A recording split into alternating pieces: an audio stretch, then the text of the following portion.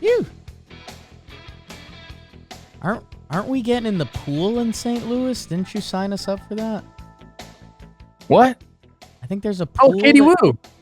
Oh, hello.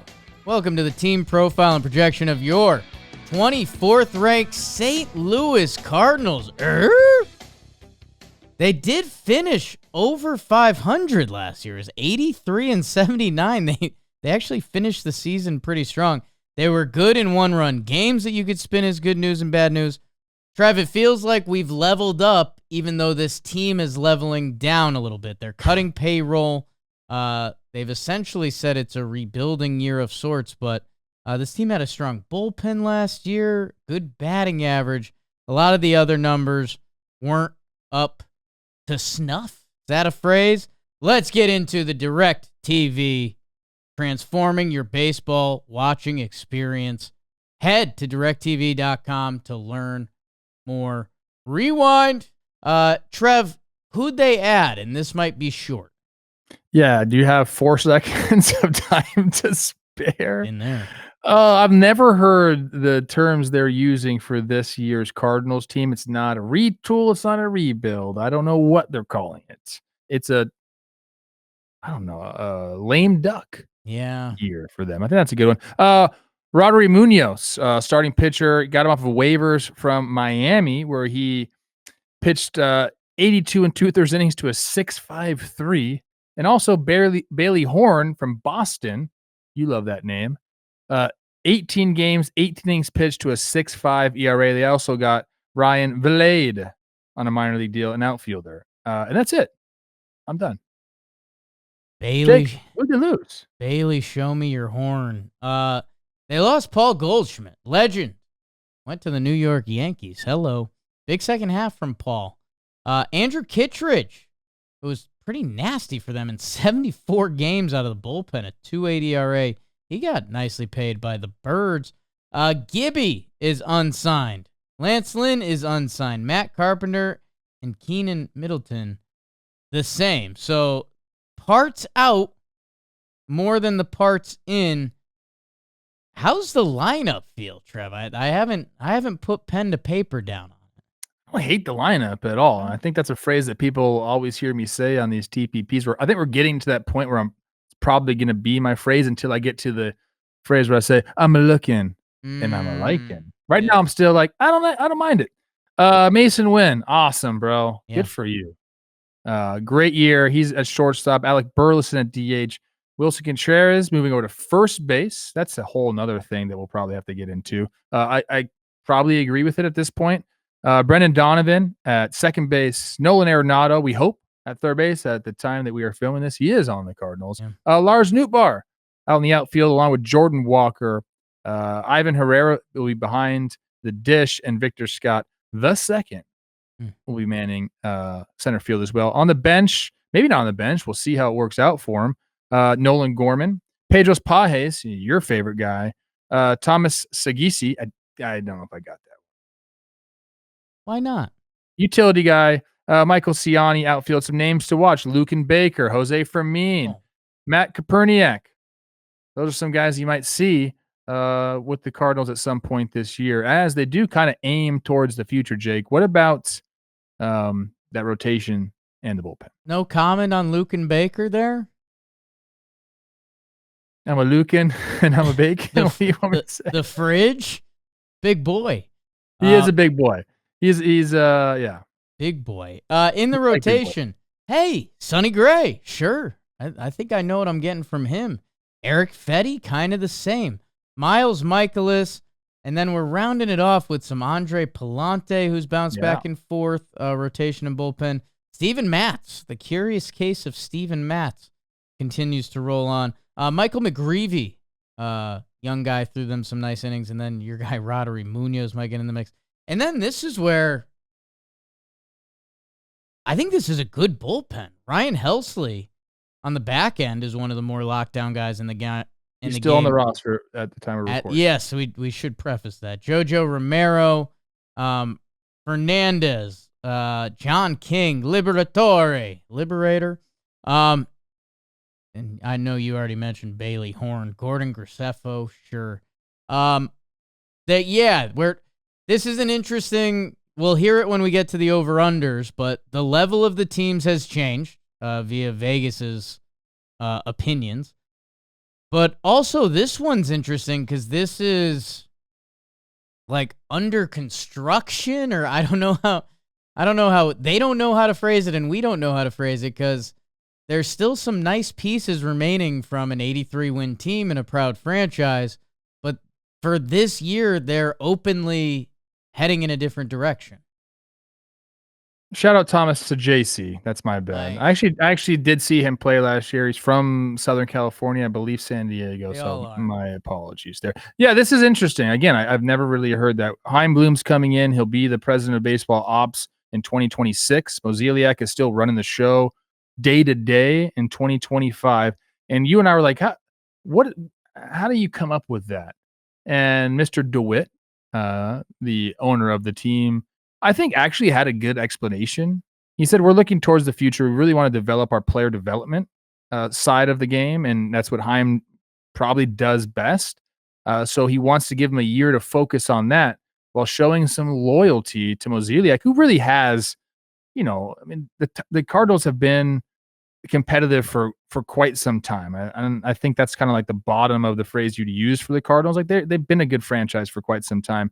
And Mozeliak has been at the helm for quite some time. So showing a little bit of loyalty, letting him run out his contract. And if you're just saying we're kind of going to punt this year and see what happens, I don't mind that explanation. Maybe Cardinals fans might feel differently. They might say, "What the heck are you talking about? Like, let's just get on with it." But I think that's a fair assessment of kind of what's going on. If you want Chaim Bloom to focus on long-term moves, player development, let him have a year to get used to the system, and Mozeliak can run this. If you're calling it a lame duck year, let him run his contract out and kind of help. When you hire someone new, typically at most jobs there is somebody that's, if they're leaving, they do help the transition period a little bit. That doesn't necessarily happen in these roles at Major League Baseball. So maybe it's for the best. Like maybe this is actually going to work out, and the people that are naysaying this are going to be like, "Oh, okay, yeah, I get it." If you're a Cardinals fan, you probably hate the fact that we're talking about dealing Helsley, we're talking about dealing Arenado. Who knows if Sonny Gray is going to be there? You probably hate that, but this is the direction they've chosen to go, and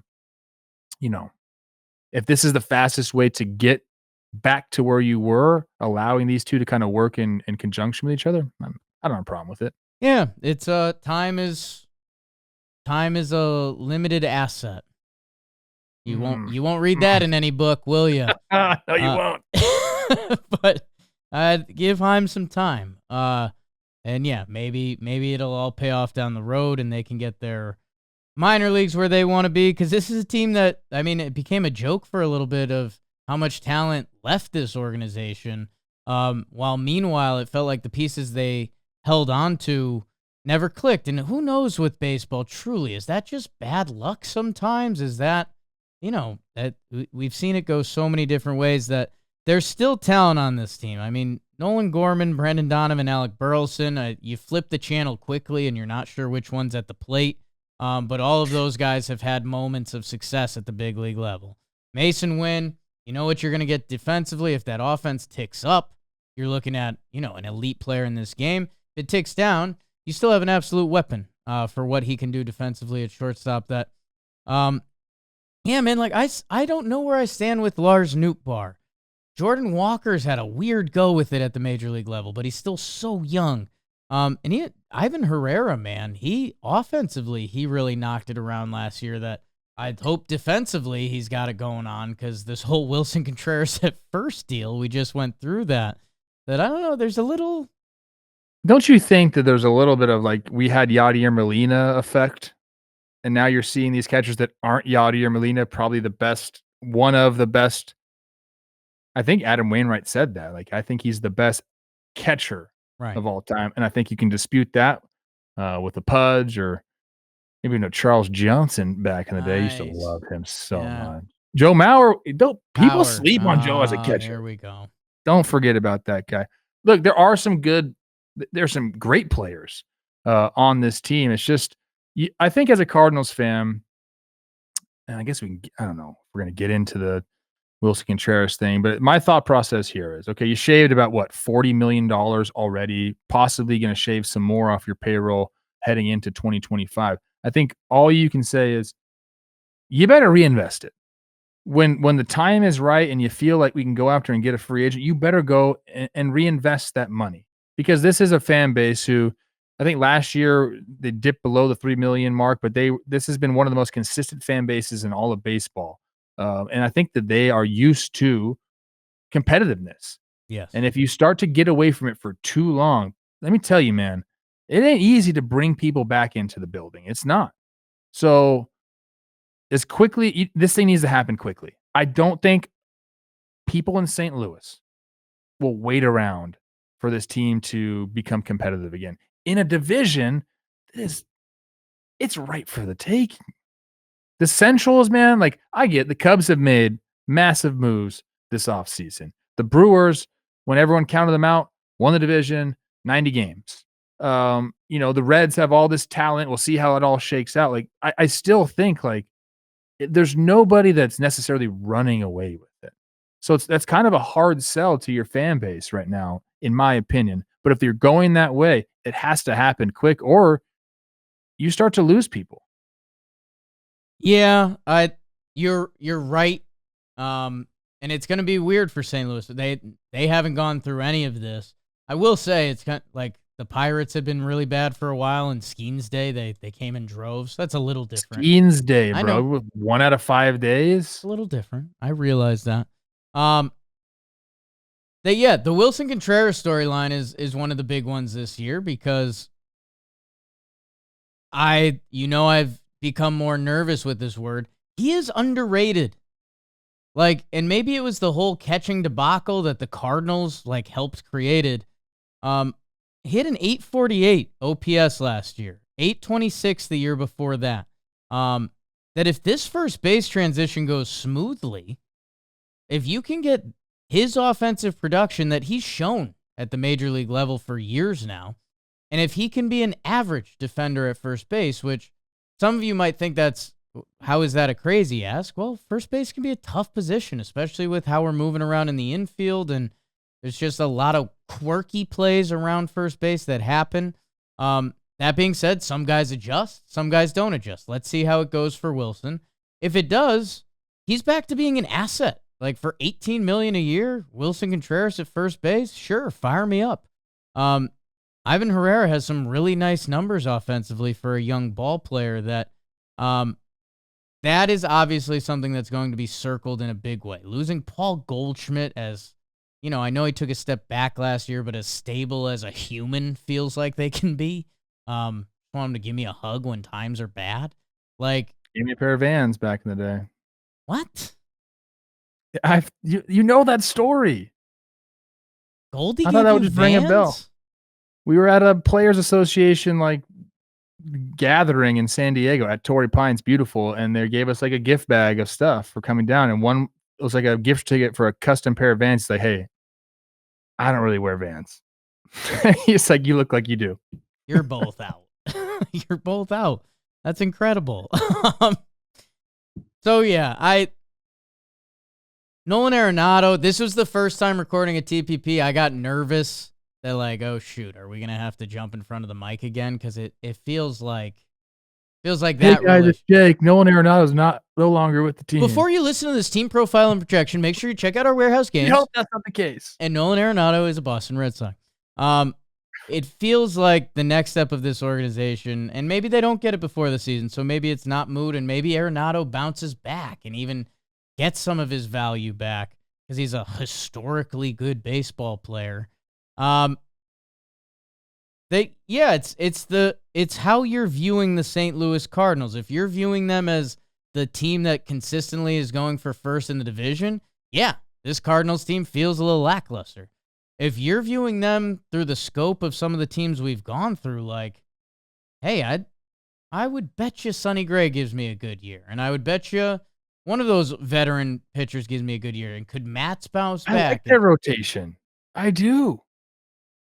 So they want to get some money off the books, right? Sonny Gray, 2 years left, $60 million, $25 million in 2025, which is like, I think that's Sonny Gray's worth $25 million. 35 and 26, that's tough to get off the books. Obviously, you're probably going to have to eat some of that money, especially if you want to get something in return for him. Arenado, 3 years, 74, that's making 32, but then it starts to go down, 27 and 15.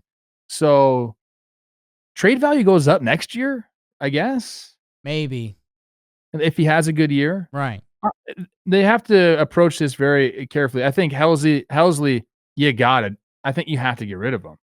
And not because you don't want him on your team. Clearly, this guy is filthy. I'll never forget Christian Yelich coming on my show, Sequence, shout out, one of the best shows ever. And I said, who's like the nastiest pitcher you saw? And he mentioned Helsley, and he was a young pup at the time. And now, the year that he had last year was incredible. 8.2 for a guy, 1 year left on the deal, or before he's a free agent. That's a valuable player. Yeah. And they don't have to rush it. Right. Because, teams now kind of have whatever they want, but when it comes to the deadline, every single team will be looking for bullpen help, and he'll be a guy. Maybe you just pull the trigger before the season because you don't want to risk injury. His value is extremely high right now. That's one I don't think Cardinals fans, you can't say, no, don't do that. I think if we're talking about we're going to take a few years here or whatever it is, you got to go and you got to deal Helsley. Yeah, it's a dangerous game with relievers too, because a reliever can have a bad month by accident. That where Helsley's at, I think I tend to agree with you there. Arenado, with that salary, and if he puts together a good half, could he be a lot more appealing at the deadline? Didn't they have a deal with the Astros and he shut it down? Wasn't that? Yeah. So that's it'll be. Hey, this could all be proven wrong tomorrow. Maybe this doesn't see the light of day, but I would wonder. I think you hold on to Arenado and you hope for a big first half, because that changes all the trade math. Helsley, I wonder if you wait around for the first spring training injury or something like that, that demand ticks up a little bit. And yeah, Cardinals fans, you're already commenting and keep commenting, but this is going to be a weird one. And I hope it's a fun, because this can go two ways as from the fan perspective. This could be fun. Like if Mason Wynn takes the leap and Nootbaar has the full year that people have been hoping, and a couple other, Jordan Walker happens. Like even if you have, let's say they have another 83-win season, that could feel fun. You could also have a 78-win season that feels like an absolute slog. And I just don't know. The way things are trending as a Cardinals fan and for this team, I don't know, Trev, even like the spring training vibes have to be kind of off when you're looking around and you're like, okay, so Paul Goldschmidt's gone. We lost a few other bodies and we didn't bring in a lot of bodies. So I don't expect this to be a very fun year for St. Louis fans. I don't. And maybe this team rallies around, hey, what is this year they're talking about? Like we still got players, and maybe that happens, and that'll be awesome. But I think if I'm a fan, I've already almost checked out. But that's what I was trying to depict. Happy to say, but like I'm just trying to think how I would feel if I heard that. I'm trying to depict to you like that. There is a fun lane there. It's a real sweet spot. It's tough to hit where it's like, okay, this. Well, yeah, okay, yeah, you're totally right. If Jordan Walker becomes the hitter they think he can become, and Nolan Gorman, he's made some swing changes. There's a new hitting coach, and he starts to go off, and I think he's only 24 years old still. Yeah. Didn't know Lars Nootbaar was 6'3". What? Whoa, okay. Did you? No.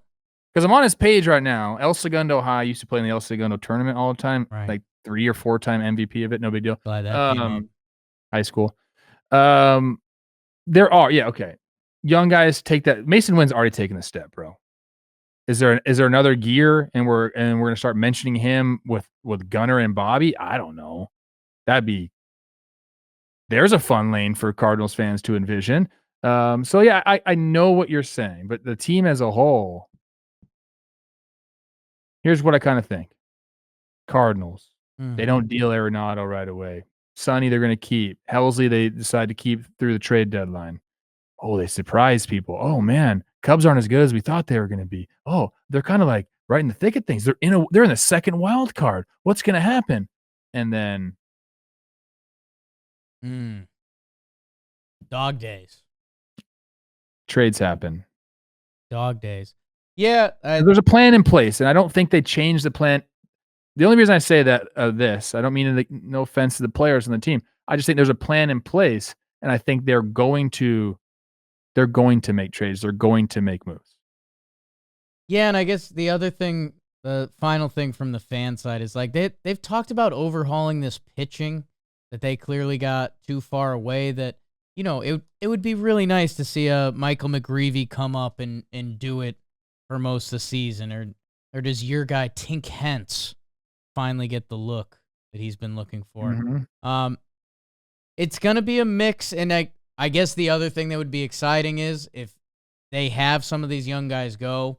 I think the Cardinals are gonna press the go button next year, which a lot of teams reinvest, as I'm talking about. Right? So okay, we can build on that. Luke and Baker, like skinny face, big body. Massive body. I thought you called him a refrigerator. Or maybe I dreamt that. But I might have. We talk a lot, bro. When you said that, they played the Yankees like a week later, and I was like, what? Why is there a refrigerator hitting? We love little guys and big boys. We got you covered. And before we get to the DraftKings over, under, they've got you covered. The hoop season is rolling on, and there's all sorts of ways to get in on the action with the DraftKings Sportsbook. Right now, all new customers who bet $5 get $150 in bonus bets instantly when you use code TALKIN. Monster slams, dishing the rock, cleaning the glass. Get behind your favorite players and prop bets that you can make at DraftKings, the home of NBA prop bets. So download the DraftKings Sportsbook app now. New customers use code TALKIN. Bet just $5 on any wager and get $150 in bonus bets instantly. That's code TALKIN only. The DraftKings Sportsbook, the crown is yours. What do you got, Coach? DraftKings has this over-under at 77.5. 77.5, you say, huh? So we're talking, 3.5 games under 500. I got to lean. As I say, and then you usually call me out for, I want to look at one thing. But I don't like telling you because I'm worried my one thing is going to change your decision. One thing, one-run games, what'd they do? Know what I totally forgot? How awful their 2023 was. It was horrible. Oh, my God. I called for Ollie Marmol's head, and Kyle Gibson said, no, we like him. I'm like, okay.